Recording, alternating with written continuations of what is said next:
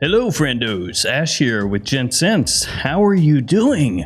It's that time of year again. It's time for us to delve into the Reader's Choice Awards on Fragrantica.com. I'll have a link in the description in case you want to go ahead and check these awards out for yourself and maybe cast a vote or two. I've done this before and it actually got me into a little trouble. Not real trouble, but yeah, we'll talk about that as the video goes on. For now though, let's go ahead and jump into it. We've got 11 days and 12 hours to go until the awards are over as of when I'm filming this video, so time is of the essence.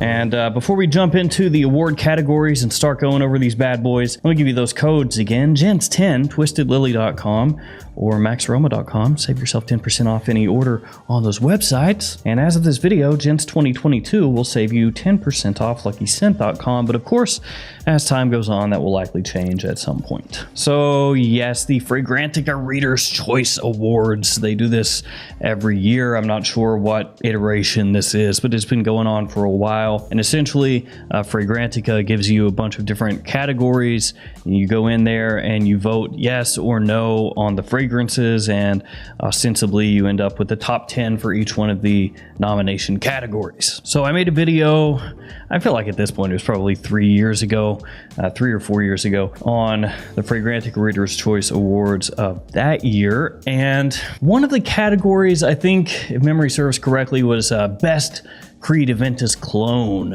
I think that was the category. And one of the options on there that had been upvoted a little bit was SpongeBob SquarePants Gary. Yeah, just a little snail bottle, Gary.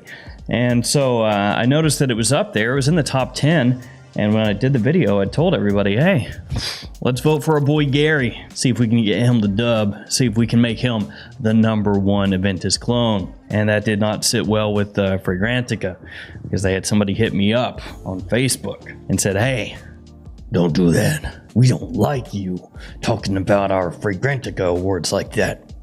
So sorry, Fragrantica. I will tell everyone in today's video, do not vote for SpongeBob fragrances for literally every category. Don't do that. That would be ridiculous, and I don't want you to do that, please. And also, yes, I'm wearing a jacket and a hat. It's cold outside, okay? I came in from outside, it's below freezing. I want to leave it on because it's like warming my soul right now. Okay, finally, the awards. Here we go. Best perfume for women. Not looking at it. Sorry, ladies. My viewership is like 98% guys or something. Okay, best perfume for men 2022. So currently the leaders are Sauvage Elixir, Gentleman Eau de Parfum Reserve Privé, Ombre Leather Parfum, Blue Electrique, and Stronger With You Absolutely. That's the top 5. Now, one thing that I have always noticed and is always a little confusing to me is these best perfume for men of 2022, for women of 2022, unisex of 2022. Every single year, and I don't know why this is, but every single year, you'll have fragrances in there for best release of the year, because that's what this is to an extent, because they also have like the best fragrance for men of all time. So this is like the best fragrances that came out this year. That's how I take it anyway. But every single year you will have all kinds of fragrances on there that didn't come out in that year. So you've got Sauvage Elixir right now in the lead. That came out in 2021. You see what I mean? Now, Gentleman Eau de Parfum Reserve Privé, that came out this year. Ombre Leather Parfum, they came out last year. And then Blue Electrique, that was last year. Stronger With You Absolutely, that was last year. So that's where it gets kind of wonky sometimes, because for whatever reason, they allow fragrances from other years to be put in as best release of that year. Oh, it says right in the corner, this is the 6th annual Fragrantica Awards. I'm an idiot. I should have just looked up in the corner. And also, as you scroll down, like I'm scrolling, feel free to scroll along on your own computer or phone. And it's just, you know, 2021, 2022, 2021, 2022, every release that's up for nomination here. So yeah, this is not actually best release of 2022. This is best release of this year and also last year. But I don't hate the fragrances that are up there. I mean, you know, all the ones in the top 10 are solid releases, so nothing to complain about. Which one would I vote for best of this year? Well, I did a video on that And as far as designer releases that came out this year, my favorite, I'd have to go with Gentleman Reserve Privé. And then Best Perfume Unisex 2022. Yeah, same kind of deal. You got releases from this year and last year on there. Camera, way up there, getting a lot of love. Good clone though. I mean, one of the best clones ever as far as the presentation and the scent itself. So I mean, don't hate on that getting some love, you know, it's good stuff. And then Angel's Share, the anniversary edition, is the #1 unisex release of the year. It's got a big lead too. I don't think that's going to be overtaken. And of course, Angel Share came out in 2020. And then the anniversary edition is like a special bottling of Angel Share by Kilian. And technically that edition did come out this year. So it's one of those kind of gray area deals where, yeah, Angel Share smells awesome, of course. But then this is Angel Share just in a limited edition bottle, essentially. So does that really count as the best release of the year if it's just a release from 2 years ago in a special bottling? Some people would say yes, some people would say no. So if you say no, then that would make Gris Charnel Extrait by BDK Parfums technically the unisex release of 2022, since second place right now is Ombre Leather Parfum, which came out last year. Which one would I go for? It's kind of funny, they have like Terre d'Hermès Eau Givre as #4, and then that one was technically released to be marketed toward men, but if you want to say that that's unisex, then I guess I'll go for that one. And then we have Best British Niche, Best American Niche, Best Italian Niche, Best French Niche, all in a row there. And one thing that I'm noticing with the Best British Niche, and this could be correct, I mean, I could be wrong, but Arige Ladore is in the top 10 there, and I didn't think that they were based out of the UK. Again, I could be wrong, but like, I don't know Russian Adam, the guy that runs the brand, on a personal level or anything like that, but I thought they were based currently out of Indonesia, but maybe not. Maybe it's the UK. Yeah, it's not a huge deal, but I mean, if it's not British, then, you know. And then, yeah, Xerjoff is winning an Italian niche, which is expected. I mean, I would think, and when you say Italian niche brands, like the biggest one is probably Xerjoff for most people. That's what's going to pop into their minds right away.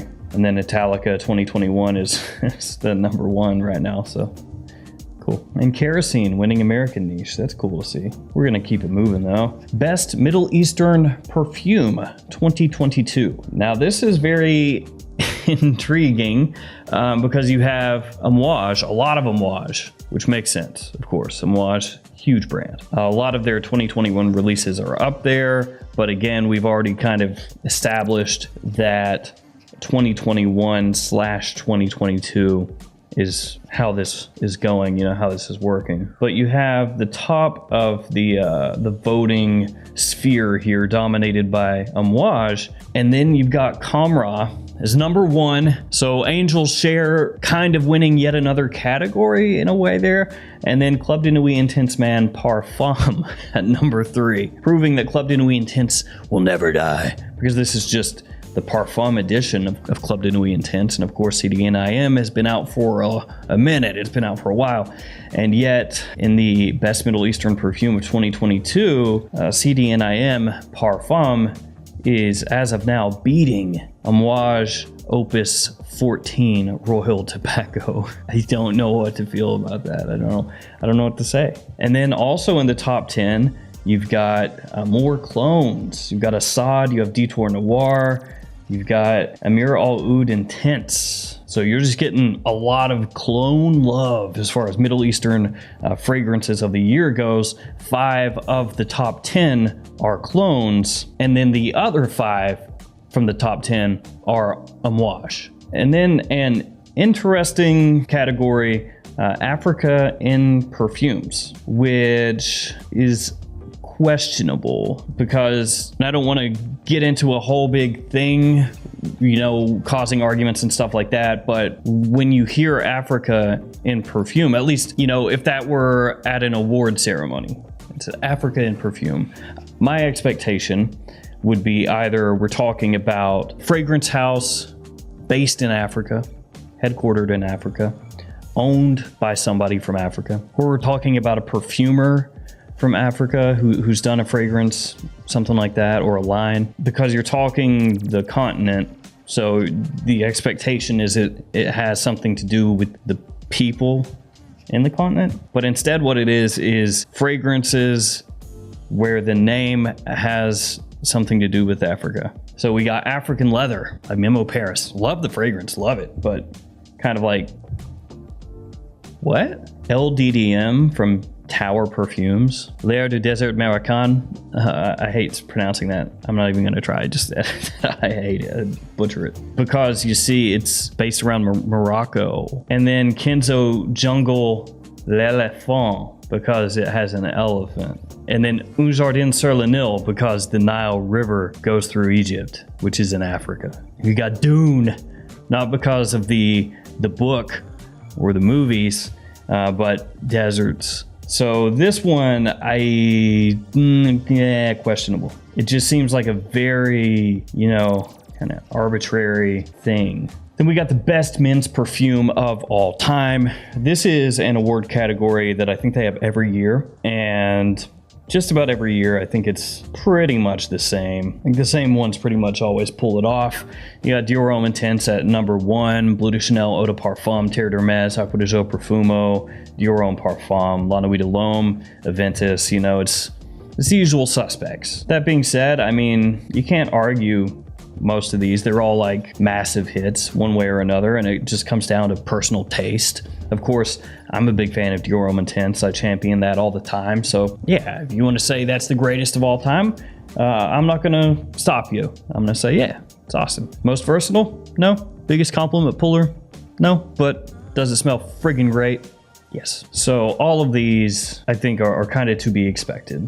Would it be a little bit different if I put that out, if I posited that to my YouTube channel, you guys watching right now, and said, hey, what do you think is the greatest of all time? Yeah, some of these would not make it. Others would maybe take the place of some of these. Like Ombre Leather, that may or may not be in the list. I could see Terre d'Hermès dropping off just because I know I get a lot of feedback from people who will say Terre d'Hermès, I can't wear that. I don't like to wear it. I think Terre d'Hermès is awesome, but there is a little bit of a difference in who's voting here versus who's watching there. A whole bunch of it crosses over, absolutely, but yeah, there's a little disconnect there. Best niche perfume of all time. Let's see what it is. Naxos. Interesting. So LDDM is number 2 right now. It has 498 upvotes as of this video with 241 downvotes. And then Naxos has 591 upvotes, 340 downvotes. So they're very similarly ranked right now. Between the two, if I were making the call as to which one I think is the better overall fragrance, I lean LDDM. But if we're talking which one is more wearable, it's Naxos all day. Not that the other is not wearable, it's just Naxos is much more so. And it's also friggin' awesome too, so I'm not gonna argue that. Musk Ravageur, number 3 makes sense. Portrait of a Lady makes sense. Ani and Hasavat, that's interesting. One thing I find very intriguing there is that there's been kind of like Creed burnout, I think, for a lot of people. I mean, I myself do not wear Creeds like I used to. I don't know if I want to say I outgrew the brand. I don't think that's necessarily the right way to put it, but yeah, I just moved on, I think. If they came out with something awesome, I would absolutely wear it, but a lot of their stuff I've been wearing for so long, it just gets kind of old. But it's interesting to see Nishane's Hasavat be in the top 6 here as of this video, and then Aventus is nowhere near the top 10. Because everybody would say, Hasavat, you kind of an Aventus style fragrance, and that's up there, but not Aventus. So best marketing campaign, number 3, Prada Paradox. And then number 9, Paco Rabanne, Fame. Of course, ladies' fragrances, big releases this year. Worst marketing campaign, 2022. Number 3, Paco Rabanne's Fame. Number 9, Prada Paradox. That's kind of the fragrance world in a nutshell, isn't it? On the one side, you have people like, man, this is great. I love what they did here. This is wonderful, very wearable. I love this. On the other side, generic, total crap. I hate this. I can't believe people want to smell this way. It's disgusting. Freshest perfume for men, 2022. Everything there is fresh. Everything in the top 10. Age 24, maybe that one I wouldn't go for as much. Of course, I've talked about that in the past. but everything else there is gravy. Dior Homme Cologne, Light Blue Forever, Acqua di Gio Eau de Parfum, Dior Homme Sport, Ogive, Italian Love, Imagination, the new YEDT, all good stuff, all good stuff. And we'll finish with I Hate This Perfume, which just about every year is the same stuff. Just a whole bunch of Paco Rabanne, Dior Sauvage because people wear it a lot, and some people hate that ambroxan. BR 540, kind of the same deal as Sauvage. It gets to be so popular that people kind of lash out against it. But yeah, those are all kind of the usual suspects. Gotta say, I don't like seeing Black Opium on there though. My wife loves Black Opium, and I think it's really good too. Well, there we go.